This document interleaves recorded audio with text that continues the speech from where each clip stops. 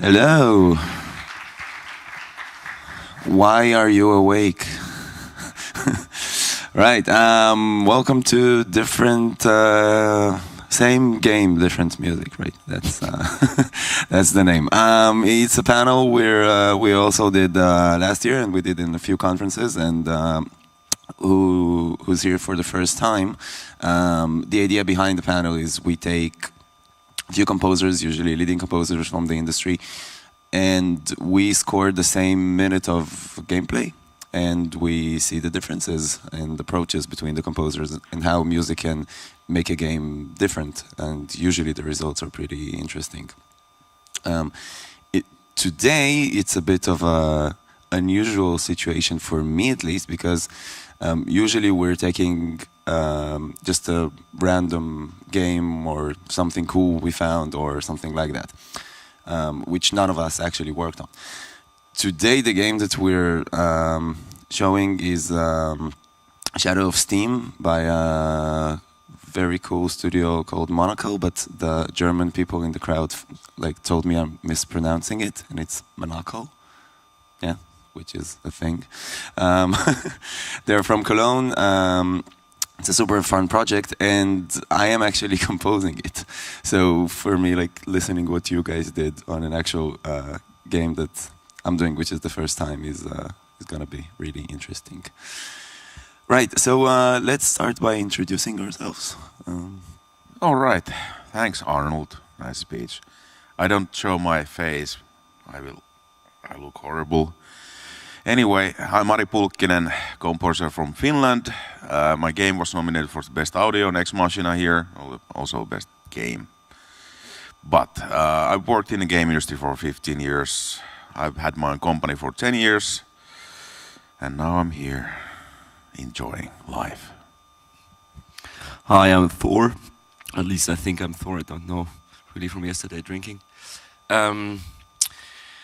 And I live in Hamburg, Germany, and I'm since 8 years freelancing, not just in the gaming industry as a composer, but yeah, mostly in media industry, and since a couple of years, way more focused on games. And yeah, thanks Arnold for having us, and let's rock this panel. I'm Chris Remo. I'm a game designer, writer, and composer. I, until recently, was those things at a studio called Campo Santo, but as of a month ago, I work at Valve because our whole studio became part of Valve. So that's what I do now. I did the music for a game called Firewatch that came out a couple of years ago, and have done soundtracks for a number of other games, as well as writing and game design. Right. I'm Arnold. I've been composing for games for, I think, about 7 years. The past 2 years, I somehow found myself managing a studio, and we do music-based games. Right. Before we show it, let's just have a brief discussion about. So we all got the same clip. Actually, let's show it and then have the discussion. So this, none of those guys knows a lot about the game. Again, a bit different from me. The only thing I think I wrote to you is that it has a black world and a white world, right? And it's very dark atmosphere, and basically the white world is kind of nice and people live there in a nice way, but it's totally totalitarian regime and everything is controlled. And the black world is basically the workers working for them and being exploited. That's I think that's what I wrote or something like that. I forgot to read what you said about the game. Good. So I watched the thing and I didn't know any of the things you just said. So hopefully all right. Stuff. No, that's even better. Well, I actually also checked the description, but then I just watched the video. I didn't care about the description. Good. So this is the video that that we got. I'm gonna mute it for a second. So basically, this is the video we got. It's the I did say that this is the beginning of the game. You're playing this girl. She's waking up, and you don't know what is happening. So you're gonna be exploring.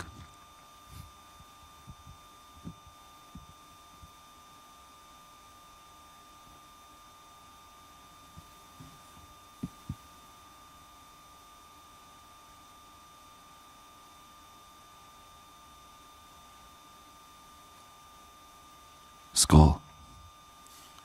Oh, I thought that was beer. Unfortunately not. I need one. Me too. Hashtag me too.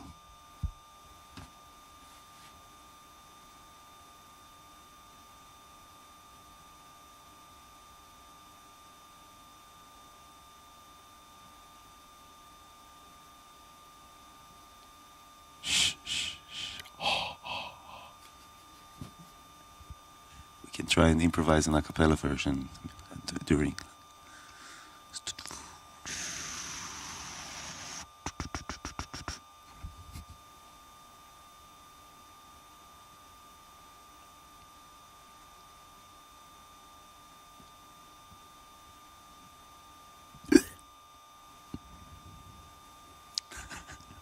One can like improvise the music and sing something, and one can do sound design.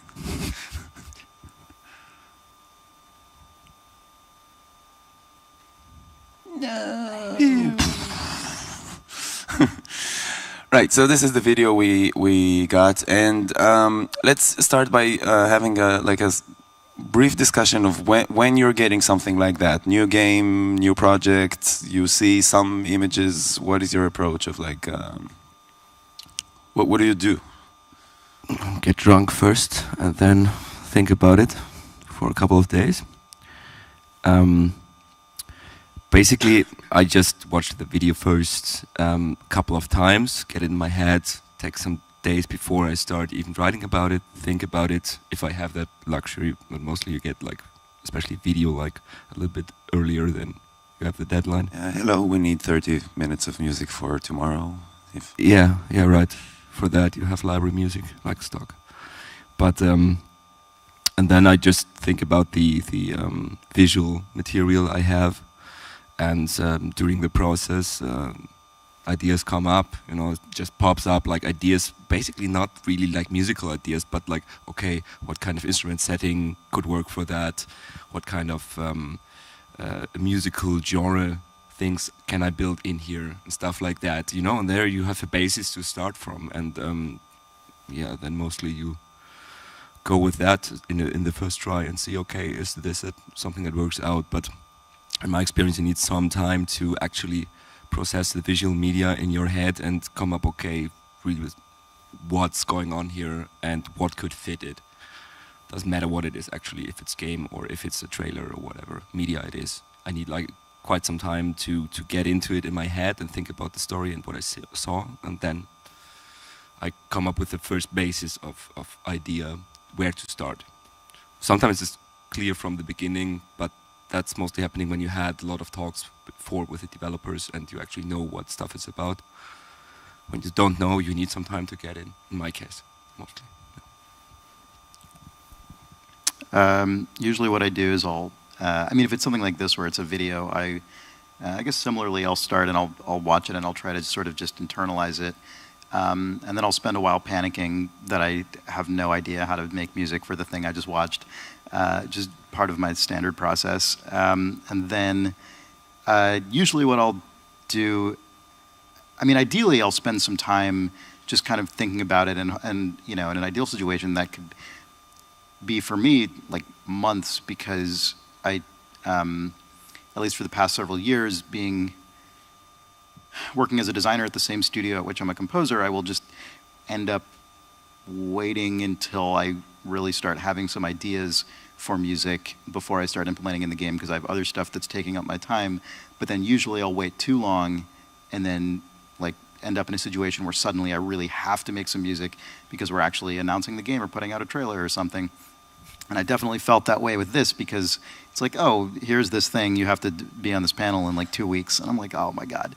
So usually then what I'll do is I'll just sit down at usually a piano or keyboard and just start playing along to what's on the screen. I like to actually just try and do that sort of in real time. And often what I'll end up doing is coming up with a really specific idea that I'll think, oh, this is like the exact perfect thing for this gameplay or this situation or this setting. And then I'll like really overly commit to that idea and then end up locking myself into something that's not feasible. But then I'll just keep doing that thing, and I'll keep doing it until I almost like come out the other side with something that has like busted through the wall of my original idea to somehow still like have a shred of it, but end up in a different place from where I started, which it sounds like I'm being glib or something, but it's actually genuinely how most of my soundtracks have worked. I'll have some really clear idea early on. The idea won't end up making sense, and then I'll just keep banging my head against the idea until I can like put enough of a crack into it that I can then squeeze myself through that crack and force the idea into something that kind of works, and then usually I end up with something that I wouldn't have thought of in the first place as a result of that. So that's kind of my weird process that I don't intentionally do, but that's usually the pattern it ends up taking. I don't have that much to add, but for this certain video, of course, the video was very important to work with it, and I choose the tempo and the mood or the instruments because what I see in the video. And for this, I think, well, it's... Let's just go. Let's just start. Talk about your... Let's do talking first. Like explain what you did, why, what you thought about the video, and then we'll watch it. Anyway, usually it's the same. I need the mood. Of course, I watched the video at... Well, we got it like 2 weeks ago or something. Yeah. And I made the music on Monday because that was the last day I was in the studio. And luckily I got it through. I was stressing about it, so I kind of... my mindset was that I need to do it, and it's better to do last second than never, so... Deadline is the best muse. Very That's much a agree. lie. Right, so let's start with your vision. Like what did you do here? What did you try to do? Well, I thought about the character, about her movement in the game, the tempo she's moving there. Also, really important was the setting, and it has this kind of theater, kind of old school feeling into it, like what do you say? Not almost like Danny Elfman kind of setting when he does movies, but the kind of dancing ballerina, and the clock is there, and you know it's a bit broken world and a sad world, but still has some hope, I think. And when like okay, so those are the fragments that you got. How do you translate it to music? Well, it was a mood that I was concentrating on. This certain mood that's stuck on time. It's a bit looping, looping music, and this kind of clock kind of things going on. So, All right, let's show it.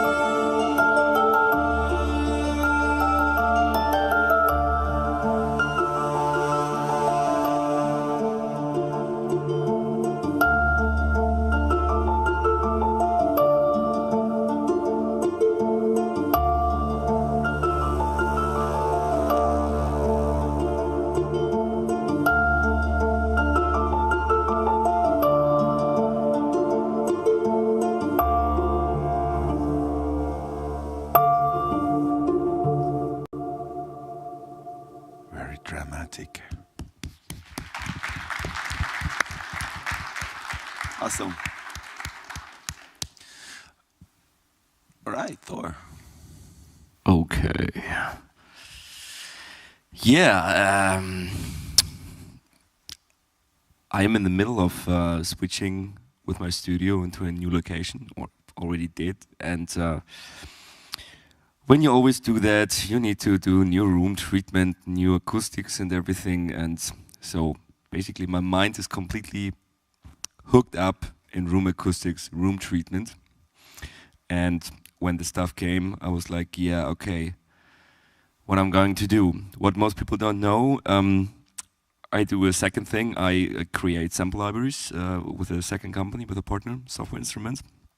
And I do mostly the coding and all this stuff. And then we were just talking about a new idea for a sample library, and that was pyrophonics. So blasting fire through organ pipes.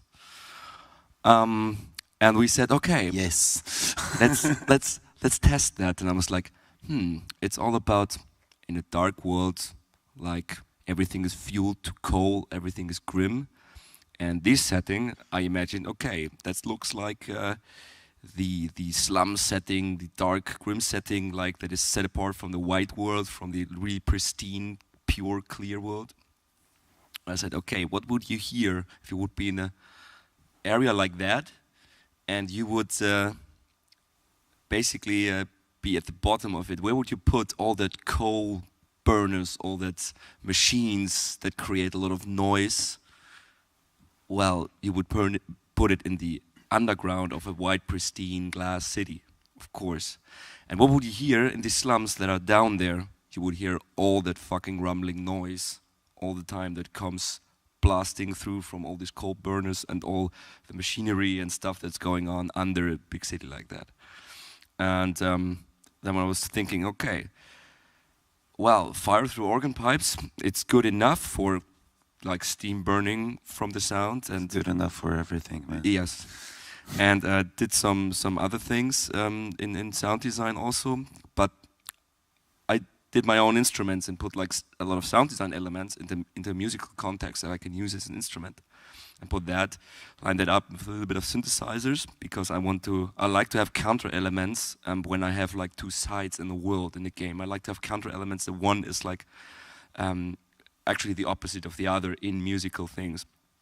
And so for the, I thought, okay, what would be the white city? What would this glass thing like sound like if I would like score elements of that? I would take like super pure, pristine synthesizers and stuff like that. And then I just add, and I thought, okay, dark world would be of course a lot distorted, a lot of rumbling noise, a lot of dirt in it. And then I would take these pure synthesizer sounds I just then designed for it. Okay, I would use that for the white world and just add a little bit distortion to it and pulsing movement, a lot of stuff that is happening, and basically do in just effect terms the other opposites towards these instruments in the other world setting. So this is what I do usually in soundtracks when I have like some world. You actually thought about the whole game, not just Yes. this scene. Like, Yes, right.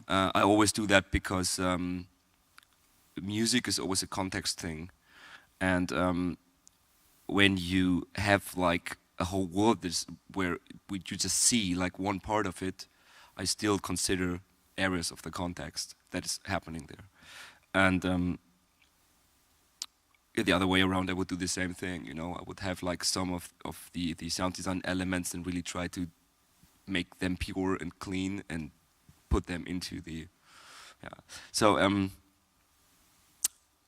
I put my version together in the thought of, okay, we have, just from the visuals, we have a 3-dimensional room. I didn't like put it up so much like with what you said, like this Danny Elfman thing. It was like obvious to me, okay, this is basically what everyone would do, but projects like, or panels like this, you can try new things. This is what I also like to do, just to like... This is the one thing I learned about these panels. I always come in thinking, you know, yeah, everyone is going to do the same thing. And then you get the versions and you're like, what?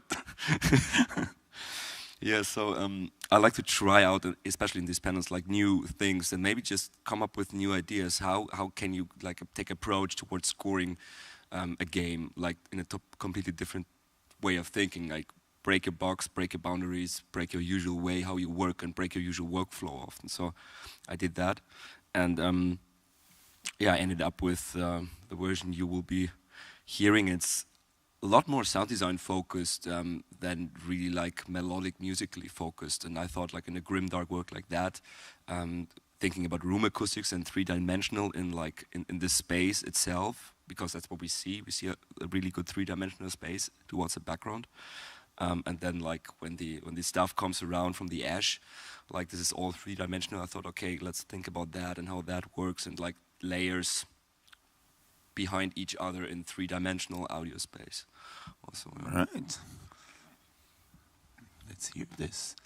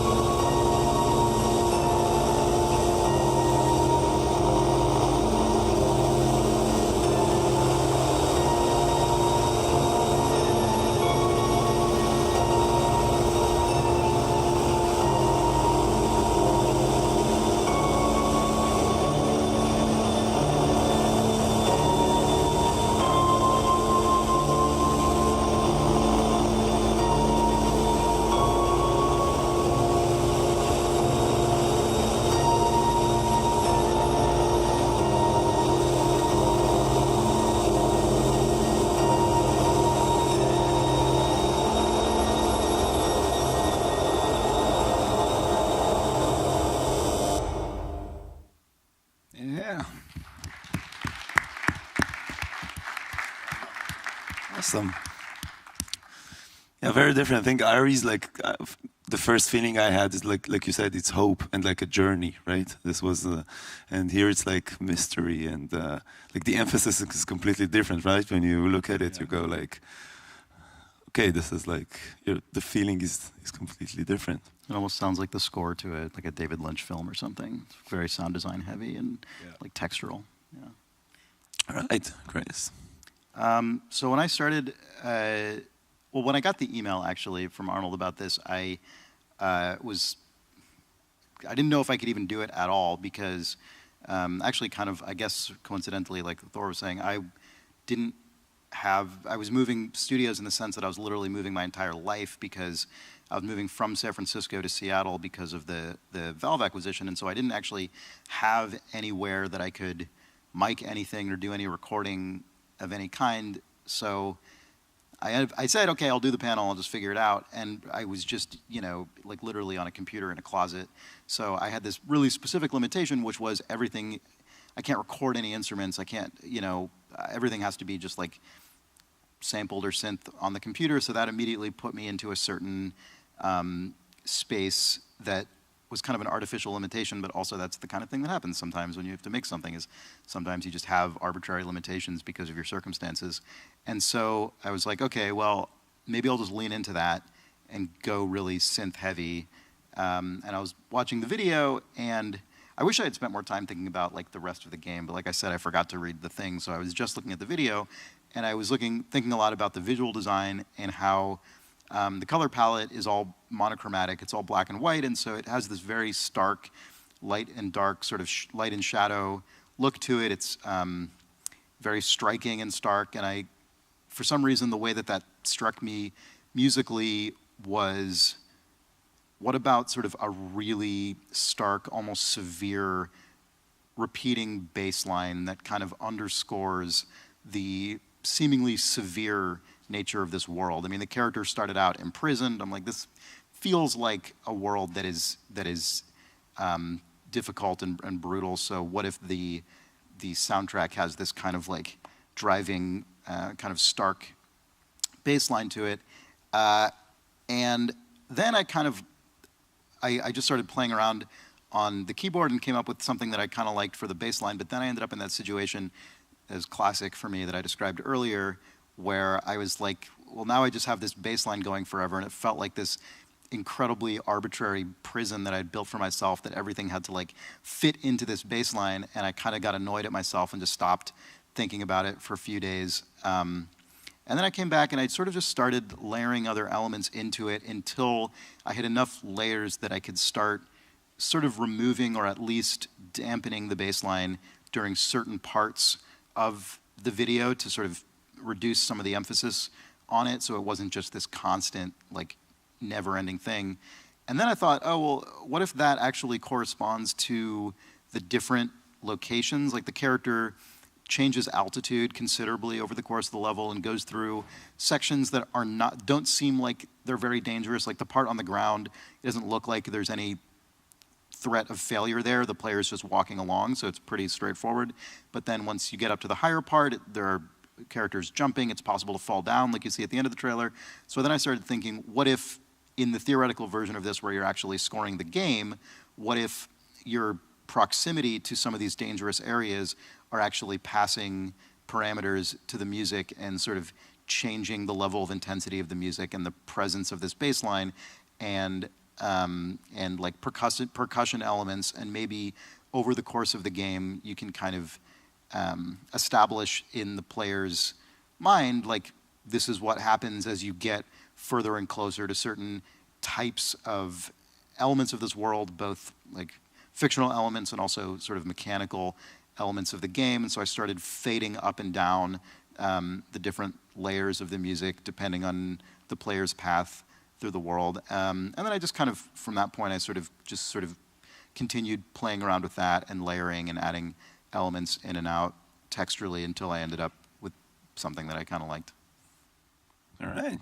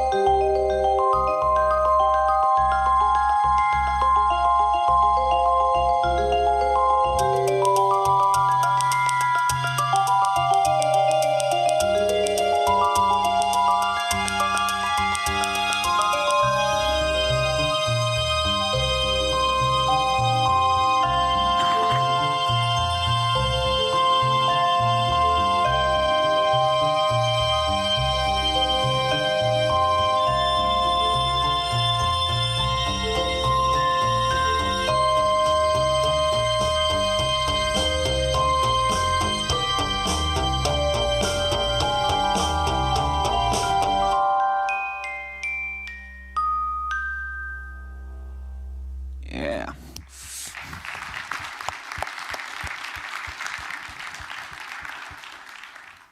That's awesome. Right.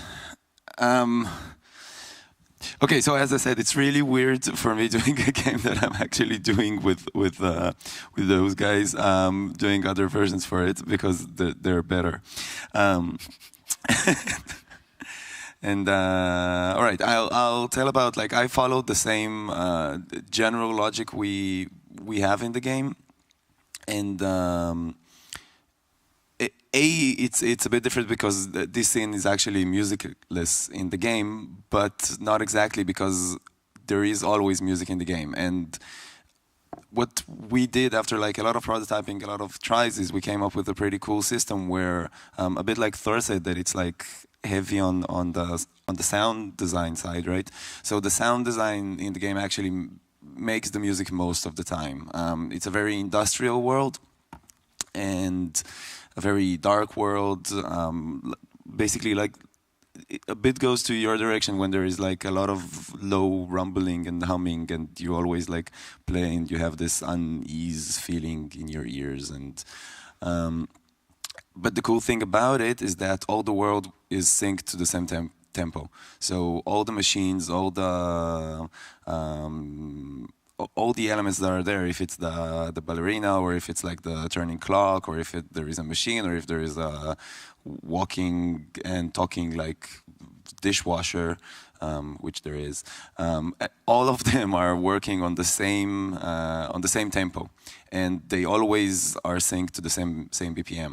So there is always like some sort of rhythm in the game, and some musical elements are there from the world itself, like for example the ballerina that is dancing and it makes a certain music, and the talking dishwasher has like his own like jingles and stuff. So it's like music is a really big part of the world, but usually it comes from the actual elements there.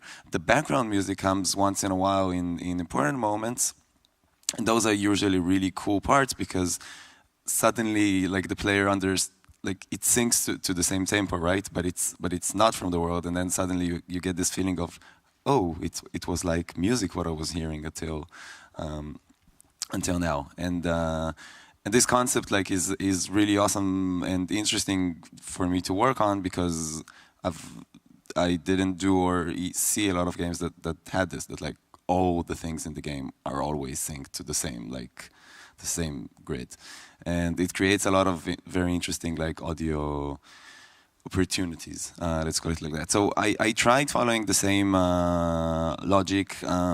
It's a very dark, like usually the music that we have there at the moment. But yeah, I'll show it.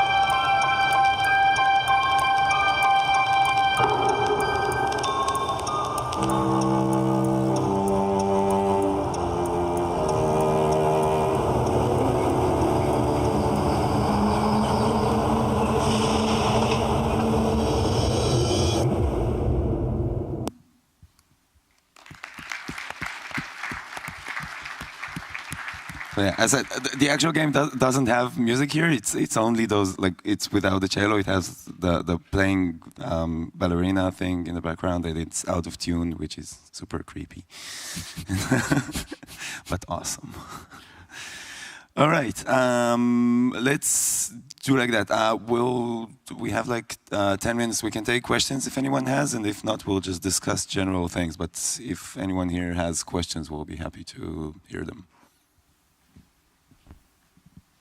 Anyone? Okay, I'll ask the questions. If someone gets a question in the middle, just raise your hand and jump in the discussion. So let's try figure this out from the game developers. Yes, sure. Yes. Let's do this from the game developer's perspective. Let's say you're, game developer. You're not a musician. You've maybe worked with musicians in the past, and you see a few versions that are super different from each other, and I honestly think all of them are good. Usually, like they're great, but they are so different from each other, right? It gives a total different feeling to it. What would your tips for choosing the right music for your game be from the musician's perspective? Well, I would say that always follow the guy who has the vision. So if the game designer really thinks that the mood should be this and that, then let's go with that. But of course, it's a collaboration between the designers and composers. It's just something that sometimes you need to find, sometimes you need to do different versions and check it out. And well, when it feels right, it's right for me. Basically, that's what I would also suggest. Like, when you, for example, it's not your game that you see on screen, but you hear a version, you instantly know after like 4, or if P2P have 5 versions, you would instantly know what version did I like the most. This is the same approach when you go towards a game and say, okay, we need the sound designer, we need the composer, we need voiceover, whatever, in audio, because audio is the element that transports the emotion from the screen towards the player. It's always like that, and there's no other way how we transport emotion than through music or audio in the end. And audio creates the immersion, and if you see or need multiple versions to find the right audio for whatever media you're doing, then take your time. Don't go with maybe sometimes the first guy that you have in your list as an audio guy. Take your time.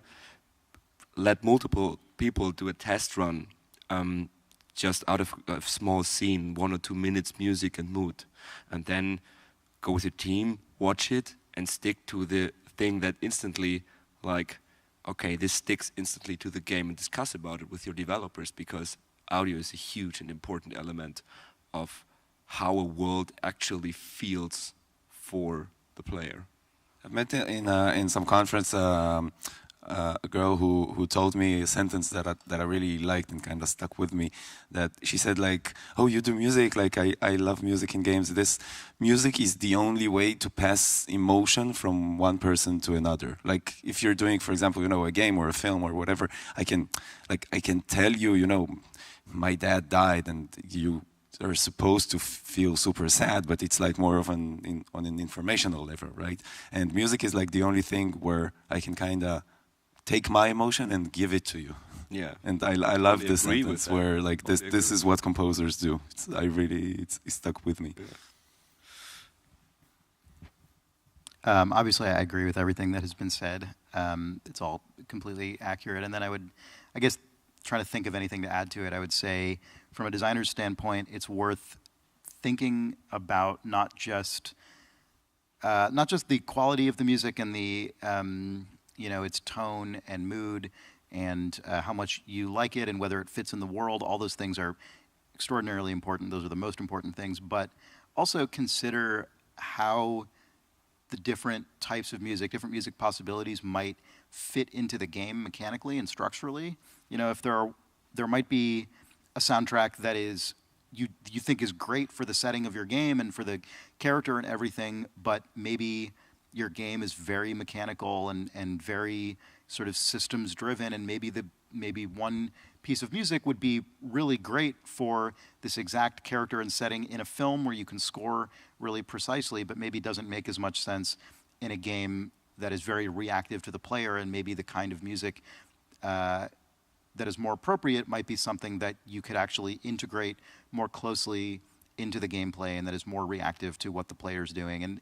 But some games don't need that either. Some games, by contrast, maybe shouldn't have any music during main gameplay, and the music should be just rare, strong punctuation that comes in to almost throw the player off of their previous emotional assumptions. I just think it's really important to consider not just how the music sounds, but also mechanically how it actually works within the whole gameplay environment, and that's definitely something to take into consideration. Right, and when it comes to the specific composers, like there is some tendency for composers for games, right, to work in a lot of genres. I'm guessing all of us did like weird, I don't know, musical stuff that we, you know, Like not our go-to, right? Like found ourselves recording yodeling in 2 a.m. for some reason, right?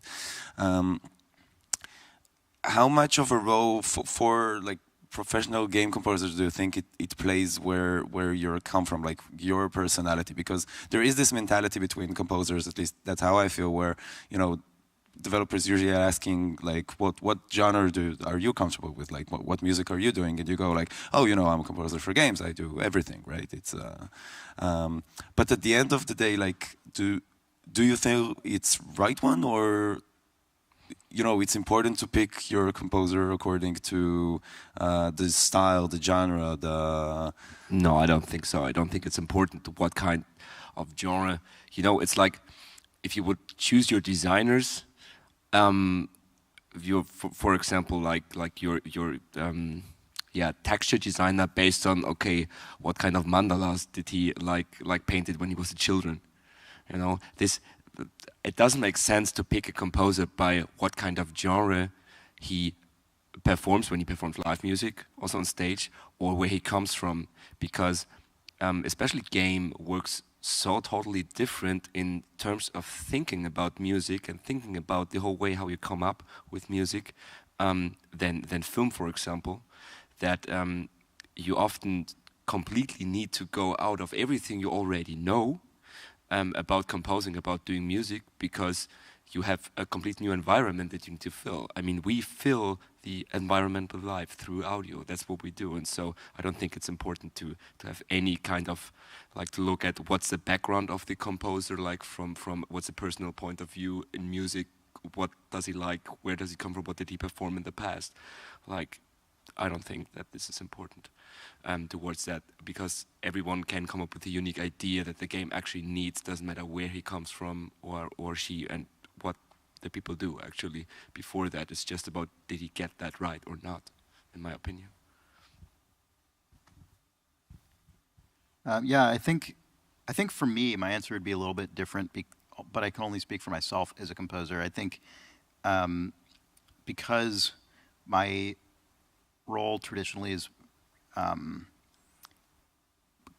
because a lot of what I do on like a daily basis is game design. Composition is sort of like one element of my job, and so my suspicion is I'm probably a lot less of a versatile composer probably than most of the people on this stage. So I kind of feel like if you hire me to do your soundtrack, it is kind of because you want the kinds of things that I do. Like, it probably doesn't make sense to hire me if the thing you want is like a really big orchestral score. Like, there are people who could do that better than I could, certainly. But I think I think the games I've worked on have a particular kind of scope, and the kinds of soundtracks I've done have had a particular scope. And I think some composers definitely can operate in that realm that Thor, you're describing, where you can, I think, really adapt to sort of whatever the circumstances demand. I do think there are some composers where you are kind of hiring them for a more specific reason, and I would probably put myself into that category. Not by choice, but just because of reality, I think. I had an interesting epiphany about that because of you, actually, because when I saw your version, like, it was the first one I got, because you're the most responsible person on this panel. but actually, like, I looked at it and I was like, wow, like, it was so far from everything we ever tried for the game or thought about. And then I was playing with the same idea, and I suddenly had this small epiphany where I go like, obviously I hear the music and I can do something like that, right? And I think it goes for all of us. Like, if you're given a reference, right, then you can listen to it and do something that reminds and sounds similar. But I think that the interesting moment is that I never would have. You know what I mean? Like, at no point I would go to the developer and suggest that and do that as an option. I would if he would tell me like, you know, here is a reference, this is how we want the game to be, then I can go this direction. But there is like the basic idea that you come from, and I would usually not go there, or like I think this is the interesting point, and maybe that's also what we kind of call chemistry, right? We all talk about like this chemistry with the developer, and I think that maybe, at least for me, I had this thought of maybe this is the chemistry, this very basic idea and the suggestion that you would make that makes composers very different. And then after that, you know, once you're starting working with references and it's getting more technical, then it's like you said, it's probably most professional composers can do anything. Maybe a bit better, maybe a bit worse, but I'm sure that even you can produce a big epic sounding track on a pretty good level. Yeah. Yes, there are people that, you know, this is their strength point, but it will sound professional and good. Right, we're out of time. Thank you guys for coming. Thank you guys for waking up. And we'll see and hear each other next year.